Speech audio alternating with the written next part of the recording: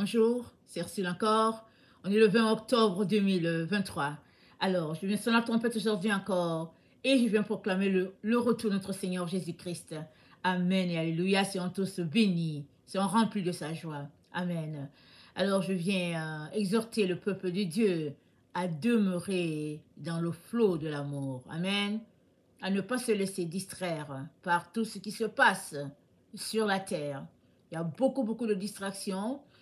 Et puis, si on ne fait pas attention, on peut se séparer soi-même de Dieu à cause de nos émotions, à cause des positions que nous prenons, à cause des paroles qui sortent de notre bouche, à cause de s'associer dans des choses ou bien des conversations que Dieu ne veut pas pour nous. Le Seigneur est proche. Amen. Le Seigneur est proche. Et c'est dit, priez sans cesse. Alors, soit tu pries, soit tu chantes des louanges à Dieu, soit tu lis ta parole. Mais tu ne peux pas en même temps être en train de prier, chanter des louanges à Dieu, lire la parole de Dieu, et en même temps être pris dans des débats politiques. Il est donc très important qu'on puisse se concentrer, garder le focus sur notre Seigneur Jésus. Amen. C'est très important. Parce qu'on est dans des temps périlleux et on pourrait facilement basculer de l'autre côté en prenant position et comme si ce qu'on fait, c'est justifié.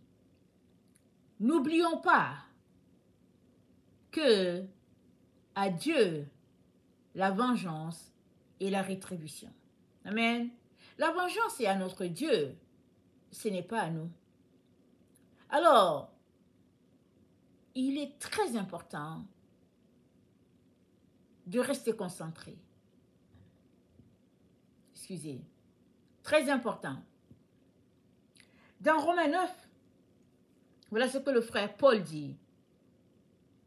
Je dis la vérité en Christ. Je ne mens point, excusez-moi. Ma conscience m'en rend témoignage par le Saint-Esprit. J'éprouve une grande tristesse et j'ai dans le cœur un chagrin continuel. Car je voudrais moi-même être anathème et séparé de Christ pour mes frères, mes parents selon la chair, qui sont israélites et qui appartiennent à l'adoption et la gloire et les alliances et la loi et le culte et les promesses et les patriarches, et de qui est issu selon la chair le Christ qui est au-dessus de toutes choses, Dieu béni éternellement. Amen. Ce n'est point à dire que la parole de Dieu soit restée sans effet, car tous ceux qui descendent d'Israël ne sont pas Israël. Et pour être la postérité d'Abraham, ils ne sont pas tous ses enfants. Mais il est dit, Isaac sera nommé pour toi une postérité.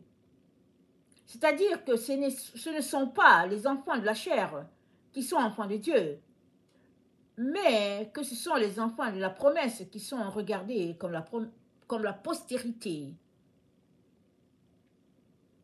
Voici en effet la parole de la promesse. Je reviendrai à cette même époque et Sarah aura un fils. Et de plus, il en fut ainsi de Rebecca qui conçut du seul Isaac, notre père. Car, quoique les enfants ne fussent pas encore nés, et qu'ils n'eussent fait ni bien ni mal, afin que le dessein d'élection de Dieu subsistât, sans dépendre des œuvres, et par la seule volonté de celui qui appelle, il fut dit à Rebecca, l'aîné sera assujetti au plus petit, selon qu'il est écrit, j'ai aimé Jacob, j'ai haï Ésaü. Que dirions-nous donc? Y a-t-il en Dieu de l'injustice? Loin de là. Car il dit à Moïse, je ferai miséricorde à qui je fais miséricorde, et j'aurai compassion de qui j'ai compassion. Ainsi donc, cela ne dépend ni de celui qui veut, ni de celui qui court, mais de Dieu qui fait miséricorde. Alléluia. Tout dépend de Dieu qui fait miséricorde. Et aujourd'hui encore, Dieu fait miséricorde. Amen. Aujourd'hui encore, il fait miséricorde. Il t'a fait miséricorde. Il fait miséricorde à tout un chacun, même au peuple palestinien. Il fait miséricorde. C'est le Dieu de miséricorde. Alors, on peut facilement basculer de l'autre côté à cause du conflit qui se passe en Israël. Amen. En tant qu'enfant de Dieu, on peut basculer. On peut dire, ok, c'est le conflit qui oppose Israël à d'autres nations. Alors, ok, on prie pour Israël et puis on maudit les autres. Ça, c'est justement la chose qu'on ne devrait pas faire. Voilà pourquoi je viens exhorter les enfants de Dieu à demeurer dans l'amour. À demeurer dans l'amour. Parce que seul l'amour triomphe du monde. La Bible dit, c'est notre foi qui triomphe du monde. Et notre foi triomphe pourquoi? Parce qu'on est en relation d'amour avec notre Seigneur Jésus.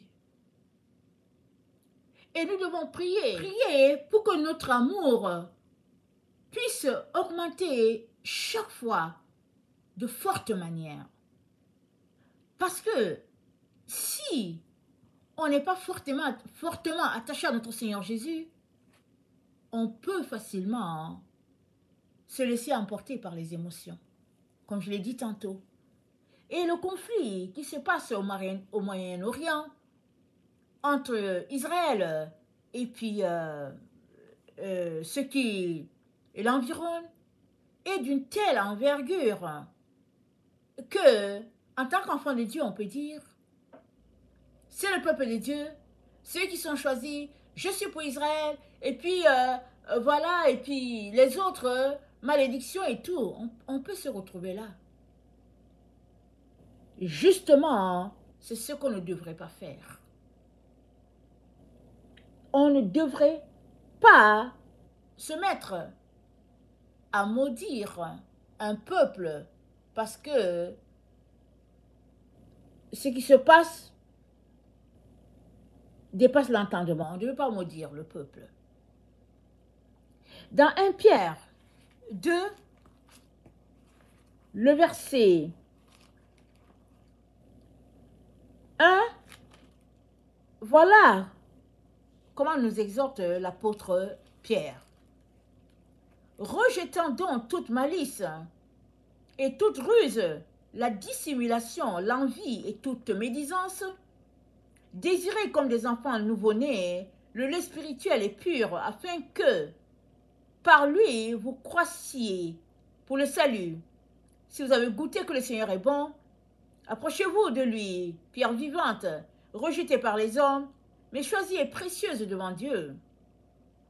Et vous-même, comme des pierres vivantes, édifiez-vous pour former une maison spirituelle, un saint sacerdoce, afin d'offrir des victimes spirituelles agréables à Dieu par Jésus-Christ. Amen. On est appelé à s'édifier à tout moment afin de devenir une maison spirituelle. Et maintenant que nous sommes une maison spirituelle, on est capable d'offrir des victimes spirituelles agréables à Dieu. Ça veut dire quoi? Ça veut dire qu'on est capable de prier dans une situation jusqu'à ce que l'âme de la personne se convertisse à la lumière de Dieu. C'est ça notre travail. Dans les Israélites, il y en a qui appartiennent à Dieu. Dans les Palestiniens, il y en a qui sont les enfants de Dieu aussi. Et en tant qu'enfant de Dieu, tu as besoin de parvenir à ce niveau de sagesse, à ce niveau de grandeur d'âme, pour pouvoir aimer tout un chacun de l'amour de Jésus.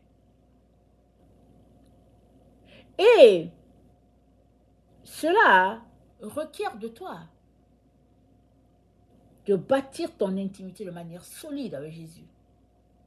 La Bible nous dit dans 1 Thessaloniciens 5, le verset 17, il dit de prier sans cesse. C'est juste ça. Prier sans cesse. 3 mots. Et on est dans une situation très critique. Toute la terre d'ailleurs.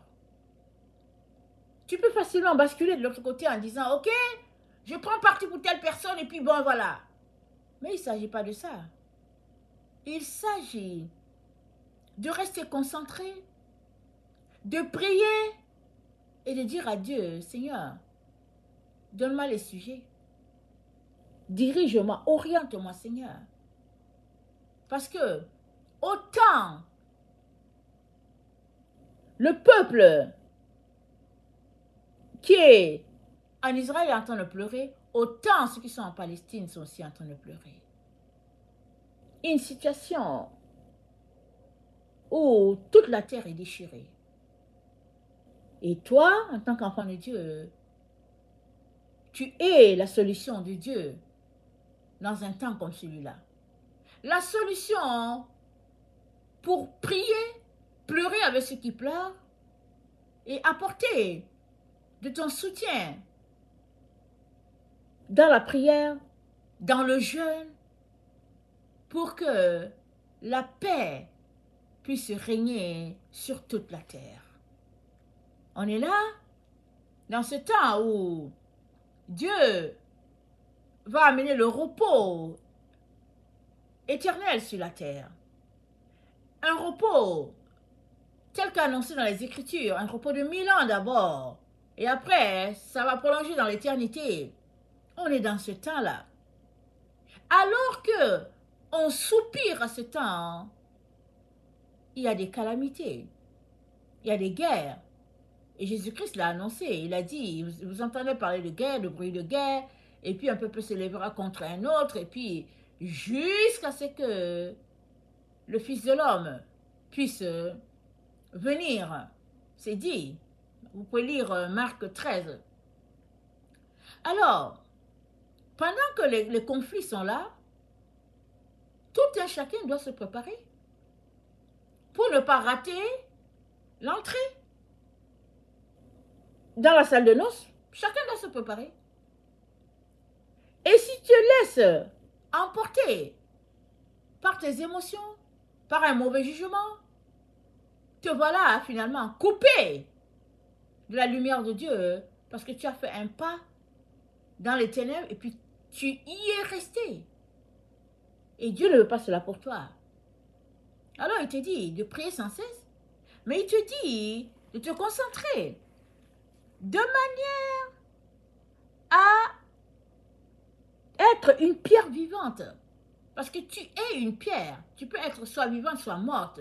Mais tu dois t'organiser pour être rempli de vie. Et maintenant que tu es rempli de vie, tu dois former une maison spirituelle. Toi, ton être, ça doit être une maison spirituelle. De manière à ce que quand tu ouvres la bouche devant Dieu, Dieu dit accorder. Parce que tellement tu pries par le Saint-Esprit. C'est à ça que nous sommes appelés. Et n'oublions pas, alors que les enfants d'Abraham sont dispersés sur toute la terre et puis confondus, parce que tout est mélangé maintenant, on ne sait pas qui est qui, où sont les 10 tribus, qui est quel peuple, tout est mélangé. Mais quand on lit la Genèse 21, voilà ce que le Seigneur nous dit. J'ai déjà lu, on a déjà lu ce passage là, je pense avant-hier, si j'ai bonne mémoire. Dans Genèse 21, alors que Agar s'en allait loin de Sarah et puis qu'elle allait habiter dans le désert, voilà ce qui est dit dans Genèse 21, le verset 13. attendez, Genèse 21. Voilà. On va commencer à 12. Mais Dieu dit à Abraham que cela ne déplaise pas à tes yeux, à cause de l'enfant et de ta servante. Accorde à Sarah tout ce qu'elle te demandera, car c'est d'Isaac que sortira une postérité, qui te sera propre. Je ferai aussi une nation du fils de ta servante, car il est ta postérité. Abraham se leva de bon matin, prit du pain et une outre d'eau qu'il donna à Agar et plaça sur son épaule. Et lui remit aussi l'enfant et la renvoya. Elle s'en alla et s'égara dans le désert de Beersheba. Quand l'eau de l'outre fut épuisée, elle laissa l'enfant sous un des arbrisseaux. Elle alla s'asseoir vis-à-vis à une portée d'arc, car elle disait que je ne vois pas mourir mon enfant. Elle s'assit donc vis-à-vis de lui, éleva la voix et pleura. Dieu entendit la voix de l'enfant, et Dieu entendit la voix de l'enfant, et l'ange de Dieu appela du ciel Agar, et lui dit, qu'as-tu, Agar? Ne crains point, car Dieu a entendu la voix de l'enfant dans le lieu où il est. Lève-toi, prends l'enfant, saisis-le de ta main, car je ferai de lui une grande nation. Et Dieu ouvrit les yeux de Agar, elle vit un puits d'eau. Elle alla remplir d'eau l'outre et donna à boire à l'enfant. Dieu fut avec l'enfant qui grandit, habita dans le désert et devint tireur d'arc. Il habita dans le désert de Param et sa mère lui prit une femme du pays d'Égypte. Et dans Genèse 16, voilà ce qui est dit, parce que Genèse 16, Agar avait fui. Et Dieu lui a dit, retourne.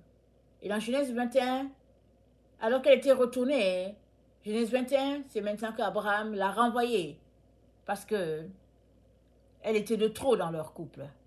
Dans Genèse 16, le verset 7, l'ange de l'Éternel trouva Agar près d'une source d'eau dans le désert, près de la source qui est sur le chemin de Shur.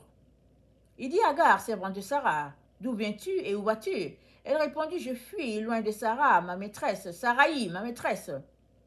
L'ange de l'Éternel lui dit, retourne vers ta servante et humilie-toi sous sa main. L'ange de l'Éternel lui dit, je multiplierai ta postérité. Elle sera si nombreuse qu'on ne pourra la compter. L'ange de l'Éternel lui dit, voici, tu es enceinte et tu enfanteras un fils. Et à qui tu donneras le nom d'Ismaël? Car l'Éternel t'a entendu dans ton affliction. Il sera comme un âne sauvage. Sa main sera contre tous, et la main de tous sera contre lui. Il habitera en face de tous ses frères. Elle appela Ata El Roi, le nom de l'Éternel, que l'Éternel lui avait donné. Car elle dit, ai-je rien vu ici après qu'il m'a vu? C'est pourquoi l'on a appelé ce puits le puits de Lakoi Roy. Il est entre Kadès et Bared. Agar enfanta un fils à Abraham, et Abraham donna le nom d'Ismaël au fils qu'Agar lui enfanta. Abraham était âgé de 86 ans lorsque Agar enfanta Ismaël à Abraham. C'est dit quoi au verset 12 de Genèse 16? C'est dit, il sera comme un âne sauvage, sa main sera contre tous, et la main de tous seront contre lui, et il habitera en face de tous ses frères. En face de tous ses frères. Vous savez que on est la postérité d'Abraham par la foi. Amen. Et Ismaël devait habiter en face de tous ses frères. C'est qui ses frères? Il y avait Isaac, mais il y avait aussi les autres enfants que Abraham a eu de Ketura. Parce qu'après la mort de Sarah, il a épousé une autre femme et il a eu plein d'enfants aussi avec elle. Donc c'est dit, il va habiter en face d'eux. Alors, habiter en face, il y a déjà cette affaire, cette idée de confrontation, c'est-à-dire qu'en face de l'autre. Et c'est dit aussi que c'est l'ange qui a dit à Agar d'appeler l'enfant Ismaël. Amen. L'ange a dit à Agar, tu l'appelleras Ismaël. Et dans Genèse 17, pardon, pas Genèse 17, dans Genèse 16, au verset 7, l'Éternel lui dit encore, parlant d'Abraham, je suis l'Éternel qui t'a fait sortir d'Ur en Chaldée pour te donner en possession ce pays. Abraham répondit, Seigneur éternel, attendez, je ne suis pas, oh, je ne lis pas au bon endroit, je suis allé attendez, c'est 17, excusez-moi. Genèse 17, le verset 17. Abraham tomba sur sa face, il rit et dit à son cœur, naîtrait-il un fils à un homme de 100 ans? Et Sarah, âgée de 90 ans, enfanterait-elle? Abraham dit à Dieu, oh, qu'Ismaël vive devant toi. Et Dieu dit, certainement Sarah, ta femme, t'enfantera un fils. Et tu l'appelleras du nom d'Isaac. J'établirai mon alliance avec lui comme une alliance perpétuelle pour sa postérité après lui. À l'égard d'Ismaël, je t'ai exaucé. Voici, je le bénirai, je le rendrai fécond et je le multiplierai à l'infini. Il engendrera 12 princes et je ferai de lui une grande nation. Amen. Il engendrera 12 princes et je ferai de lui une grande nation. Donc, Ismaël a eu 12 enfants et Isaac a eu 2 et de ces 2, Jacob, lui, il a eu 12 enfants, il a eu 13 et puis il y a un qui n'était plus et il y a 12 garçons qui étaient là. Et les plans de Dieu, on ne les connaît pas. Alors voilà la descendance d'Abraham. Et évidemment, on est descendant d'Abraham par la foi, pas par le sang. Mais toujours est-il que de ceux-là qui sont descendus de lui, selon la chair, il y en a beaucoup, beaucoup. Et tout comme on prie pour les membres de nos familles, on est appelé à prier pour quiconque est sur cette terre. Parce que tout un chacun a besoin d'être sauvé. Et le fait de s'engager émotivement, dans la colère, par rapport à ce qui se passe au Moyen-Orient, ce conflit, ça va faire tout simplement que tu ne seras pas disposé pour pouvoir prier. Or, nous sommes appelés à être des pierres vivantes et à présenter à l'Éternel des offrandes. Et quelle est la plus belle offrande que tu peux présenter à l'Éternel? C'est présenter une personne. Amen. C'est de venir devant Dieu pour dire, voilà, Père, cette personne-ci, je te prie pour elle, sauve-la. Seigneur, interviens. Et alors que tu pries pour la personne, Dieu te donne des révélations sur la personne et puis tu pries de manière à amener la personne à laisser sa voix et à embrasser la voix de Dieu. Donc, ce qui est le plus important, là, face à ce conflit qui se passe au Moyen-Orient, là, entre Israël et puis les nations qui l'environnent, c'est que nous qui sommes loin, nous devons prier sans cesse. Nous devons prier pour que le plus grand nombre puisse être sauvé. Parce qu'on est dans le temps où Dieu rachète son peuple. Amen et alléluia. Alors, dans 1 Thessaloniciens 5, le verset 14, 1 Thessaloniciens 5, Le verset 14, voilà ce qui est dit. 1 Thess 5, le verset 14. C'est dit, nous vous en prions aussi, frères, avertissez ceux qui vivent dans le désordre, consolez ceux qui sont abattus, supportez les faibles, usez de patience envers tous. Prenez garde que personne ne rende à autrui le mal pour le mal, mais poursuivez toujours le bien, soit entre vous, soit envers tous. Soyez toujours joyeux, priez sans cesse. Donc nous sommes appelés à ne pas rendre le mal par le mal. Et que la guerre soit celle du Moyen-Orient ou bien une guerre ailleurs, on est appelé à prier, à pleurer pour tous ceux-là qui souffrent, parce que Dieu compte sur nous. Il compte sur nous pour pouvoir racheter l'humanité. Et comme je l'ai dit, l'erreur à ne pas faire, c'est de prendre le parti, c'est de prendre l'opposition, et finalement, au lieu que tu sois là pour prier, tu es tout simplement en train de faire un travail qui nuit à l'œuvre de Dieu. Parce que Dieu est en train d'amener la paix sur la terre. Donc, toi et moi, nous devons nous préparer, nous équiper pour être les dispensateurs de la grâce, les dispensateurs de la paix dans le cœur des gens. Et pour cela, nous avons besoin vraiment de marcher dans l'amour et de demeurer les yeux fixés sur notre Seigneur. Et la meilleure façon de prier, c'est de te demander toujours que ferait Jésus s'il était dans cette situation. Tu peux être sûr qu'il ne se mettrait pas à insulter les Palestiniens. Il ne se mettrait pas à les traiter dans la misère. Mais non, au contraire, il les aimerait. Parce que il est mort pour sauver le plus grand nombre, y compris les Palestiniens aussi.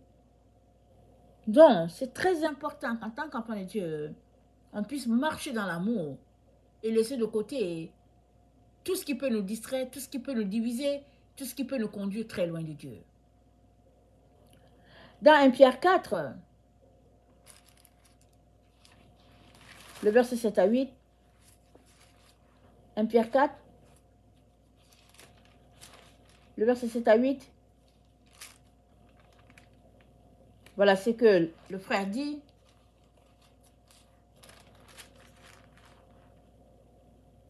La fin de toutes choses est proche. Soyez donc sages et sobres pour vaquer à la prière. Avant tout, ayez les uns pour les autres une ardente charité, car la charité couvre une multitude de péchés. Et je vais donner notre synonyme de charité. Avant tout, ayez les uns pour les autres un ardent amour, car l'amour couvre une multitude de péchés. Donc voilà, on est appelé à marcher dans l'amour. Et alors qu'on demeure dans l'amour, on est une force pour l'autre qui a besoin de nous. On est une force pour le corps de Christ. Et alors qu'on se tient pour prier, intercéder,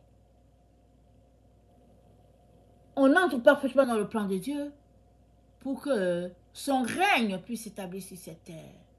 Un règne de paix. Un règne où régnera l'amour.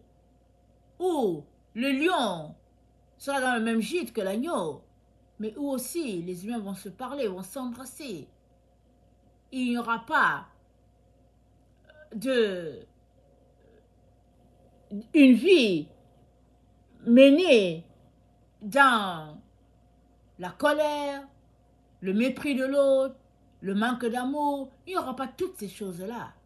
Et ça commence maintenant. C'est pas qu'on va se rendre là-bas qu'on va dire, ok, on va commencer à s'aimer les uns les autres. Non, c'est maintenant qu'on est là. Maintenant qu'on est là, maintenant que le conflit est en train de battre son plein, maintenant que tout est au fait, critique, toi, l'enfant de Dieu, tu dois faire la différence. Tu dois venir avec tes prières, tes genoux au sol, prier, pleurer. Et notre Dieu, qui sait appliquer les grâces, sait comment il va appliquer. Ces grâces-là qui viennent de toi, par tes soupirs, par tes prières, il sait comment il va les appliquer pour sauver telle personne ou telle autre. Amen. Dieu est bon envers tout un chacun. Sa miséricorde est encore là. Saisissons cette occasion et présentons-lui ces deux nations qui se déchirent et prions pour que les êtres humains n'aillent pas dans le sens de se déchirer davantage, mais que les êtres humains apprennent à s'aimer, à se pardonner et que tout le monde se tende la main pour faire de cette terre un paradis. Que le Seigneur bénisse sa parole. Maranatha, Jésus revient. Amen et alléluia, sont tous bénis. Amen et amen.